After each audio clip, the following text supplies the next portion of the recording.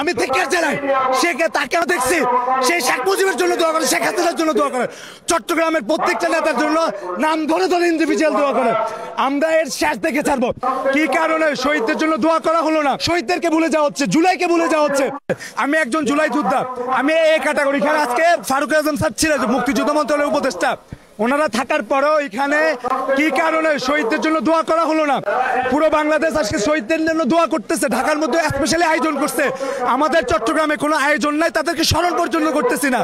আমরা ইন্ডিভিজুয়াল কেন স্মরণ করবো? জাতীয়ভাবে, রাষ্ট্রীয়ভাবে আমরা স্মরণ করবো, সিটি কর্পোরেশন স্মরণ করবে, আমাদের ডিসি মহোদয় স্মরণ করবে, সরকারিভাবে উদ্যোগ নিয়ে স্মরণ করা হবে। কিন্তু আমরা দেখতেছি শহীদদেরকে ভুলে যাওয়া হচ্ছে, জুলাইকে ভুলে যাওয়া হচ্ছে। আমি একজন জুলাই যোদ্ধা, আমি ডান চোখে দেখতে পারি, আমি ডান চোখে গুলি লাগছে আমার।